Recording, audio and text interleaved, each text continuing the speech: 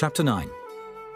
Now in the 12th month, that is the month Adar, on the 13th day of the same, when the king's commandment and his decree drew near to be put in execution, in the day that the enemies of the Jews hoped to have power over them, though it was turned to the contrary, that the Jews had rule over them that hated them, the Jews gathered themselves together in their cities throughout all the provinces of the king Ahasuerus, to lay hand on such as sought their hurt, and no man could withstand them, for the fear of them fell upon all people.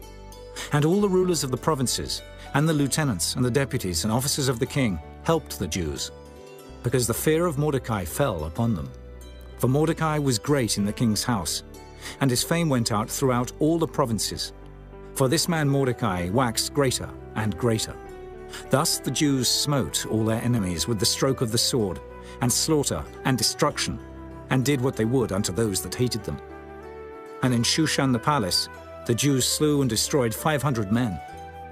And Parshandatha, and Dalphon, and Aspatha, and Poratha, and Adalia, and Aridatha, and Parmashta, and Erisai, and Eridai, and Phajezatha, the 10 sons of Haman the son of Hammedatha, the enemy of the Jews, slew they.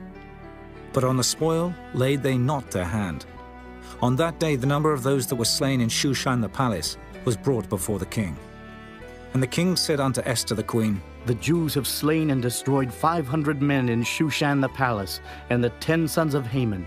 What have they done in the rest of the king's provinces?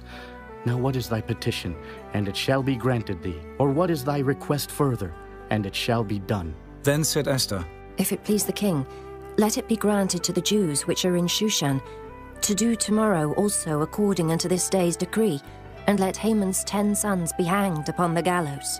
And the king commanded it so to be done. And the decree was given at Shushan, and they hanged Haman's 10 sons. For the Jews that were in Shushan gathered themselves together on the 14th day also of the month Adar, and slew 300 men at Shushan. But on the prey they laid not their hand. But the other Jews that were in the king's provinces gathered themselves together, and stood for their lives, and had rest from their enemies, and slew of their foes 70 and 5,000. But they laid not their hands on the prey, on the 13th day of the month Adar. And on the 14th day of the same rested they, and made it a day of feasting and gladness. But the Jews that were at Shushan assembled together on the 13th day thereof, and on the 14th thereof, and on the 15th day of the same, they rested, and made it a day of feasting and gladness.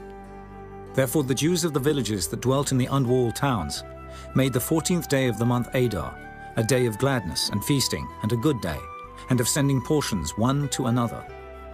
And Mordecai wrote these things, and sent letters unto all the Jews that were in all the provinces of the king Ahasuerus, both nigh and far, to establish this among them, that they should keep the 14th day of the month Adar, and the 15th day of the same, yearly, as the days wherein the Jews rested from their enemies, and the month which was turned unto them from sorrow to joy, and from mourning into a good day, that they should make them days of feasting and joy, and of sending portions one to another, and gifts to the poor.